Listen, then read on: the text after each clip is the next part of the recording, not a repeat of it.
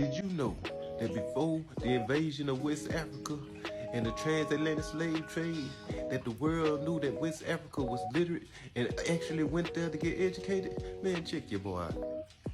A popular Sudanese proverb of the time boldly declared that salt comes from the north, gold from the south, silver from the land of white men, but the word of God and the treasures of wisdom come from Timbuktu. Wow, that's crazy they saying that about a West African country, because I thought they supposedly was illiterate. Is because most of the 350,000 manuscripts that survived were stored in private family collections rather than libraries, and therefore were protected from the European colonial practice of burning down libraries, temples and palaces, and subsequently claiming they never existed. Which make a lot of sense, because we know these days they tried to erase them boys up out of history.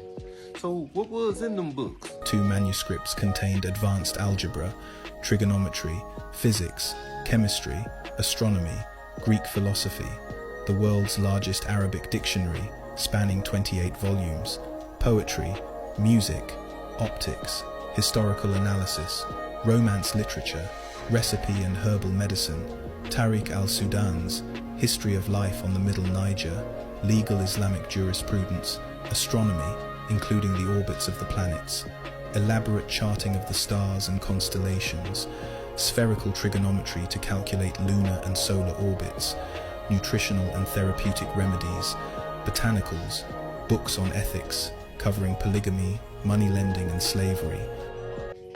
Hold up, man. With all that seemed like they'll be the leaders in society or in the world at that time. Let me find that. In 1509, Hassan Muhammad al-Wazan al-Zayati, from an aristocratic Islamic family in Iberia, was astonished that a quarter of Timbuktu's population of 100,000 were in fact students who travelled from all across the Islamic world to be educated by Africa's greatest intellects. This made it the largest educational institution in the world at the time, and this had been the case for some 300 years since it was established in the 12th century. So people was coming there, so were they sending any of this information out? 16th century, the market for books and manuscripts from Timbuktu became so vast, the city was sustaining paper production markets in the Moroccan city of Fez, which had 472 paper mills, and Venice, Italy, whose prized paper exports carried the Venetian insignia watermark of 3 crescents. This widespread demand for these West African texts in the Islamic world meant that even though Mali was already an economic superpower of the time, their intellectual property, found in the sale of manuscripts, provided huge financial gains for the region. Hold up, man, it's time to start rewriting a lot of books, especially here in America, because, man, they've been hiding a lot of stuff. Man, I wonder why. Needed any contemporaneous educational institution, which were typically clergy-led and focused law, medicine and theology.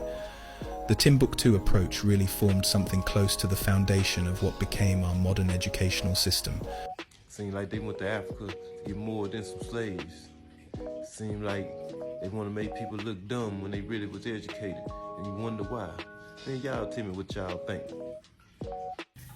Resource from the King's Monologue on YouTube. Check them boys out.